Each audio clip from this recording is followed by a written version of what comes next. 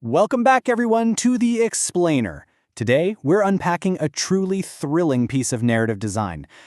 I absolutely love looking at how suspense is structured, and we've got a fantastic, chilling story to analyze together today called The Visitor in the Gallery. It's literally a masterful example of blending classic folklore tropes with modern, everyday technology to create something that gets right under your skin. We're going to go through this chronologically, step by step, to see exactly how the tension is built, sustained, and then unexpectedly twisted. So get comfortable, maybe leave a light on, because this breakdown is going to be a fun one. Okay, let's dive right into this. The core engine of the entire story we're about to explore is a really simple question. What is more terrifying, a threat outside your house or a threat inside your phone? Traditionally, horror relies heavily on geographical boundaries. The monster is outside in the woods and you're safe inside the cabin. But what happens when that boundary is just completely erased? What's scarier, a physical threat lurking outside your window or an invisible threat that has already bypassed your locks and is currently sitting inside your device? Keep that thought in the back of your mind as we trace the journey of a 15-year-old boy named Arjun. All right, Section 1, Midnight Isolation, the vulnerability of the dark. The story brilliantly establishes absolute isolation right out of the gate. 15-year-old Arjun is left home alone on a cold, rainy night.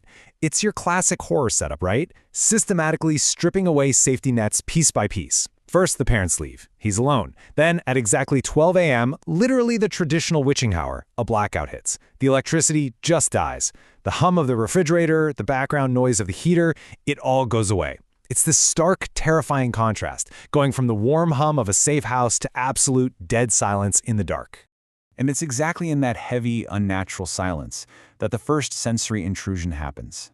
Tap, tap, tap. A rhythmic, deliberate sound coming from outside his bedroom window. Someone is walking out there. Now, the genius of this moment is how it forces Arjun to act. He slowly pulls back the curtain to investigate. And what does he find? Absolutely nobody.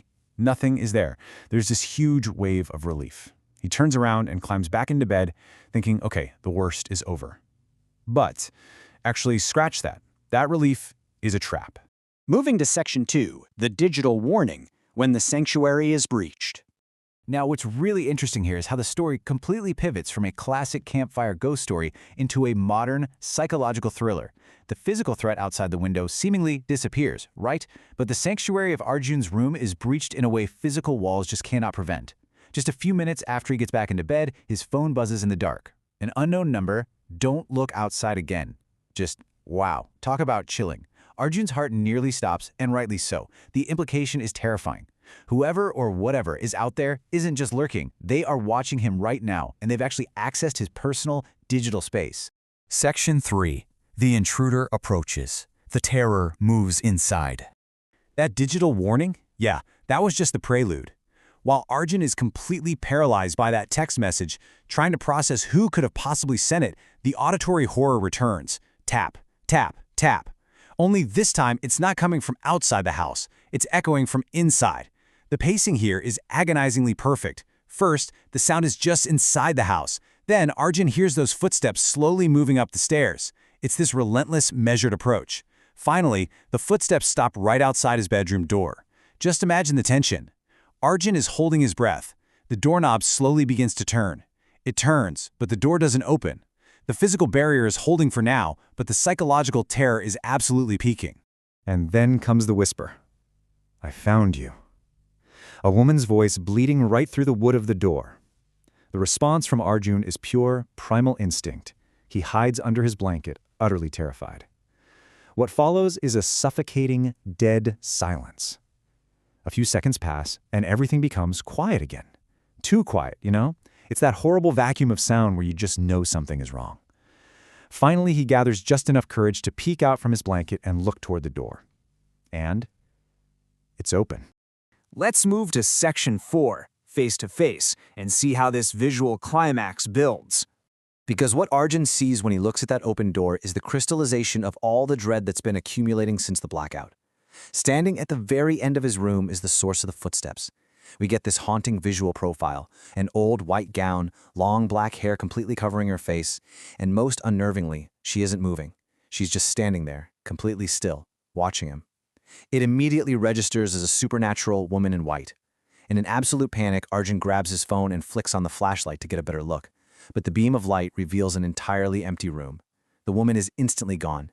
And just as we and Arjun take a microsecond of a breath, the narrative delivers this massive, perfectly timed shock. Another message lights up his screen. From the unknown number, check behind you. The timing is immaculate. It completely shatters the momentary relief of the empty room. It forces Arjun, who is literally frozen in terror, to slowly, very slowly, turn around.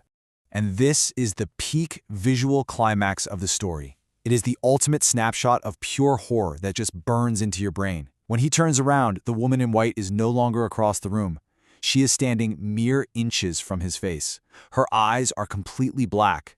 Her mouth is stretched into an unnatural, terrifying smile.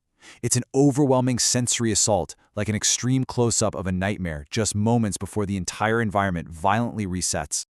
Which brings us to Section 5, the gallery's secret, the false resolution. Right at the absolute pinnacle of terror, the story abruptly cuts the tension, contrasting two jarring realities. The immediate, present-tense danger seems to just vanish into thin air. Right as he is staring into that unnatural smile, the electricity suddenly returns, the lights snap back on. And in the harsh light of reality, the room is completely empty. There is no woman. There are no footsteps. There is absolutely nothing. The supernatural threat entirely dissipates with the return of modern electricity and light. Arjun survives the night, but, well, the story isn't quite finished with him yet.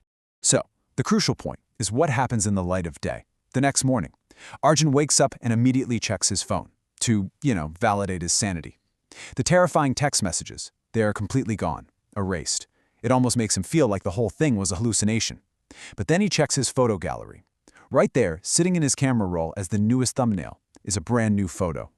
It's a picture of him, sound asleep in his bed, and standing right behind him in the frame is the woman in white. The horror wasn't a dream. It wasn't just a hallucination in the dark. It left behind permanent, undeniable digital proof.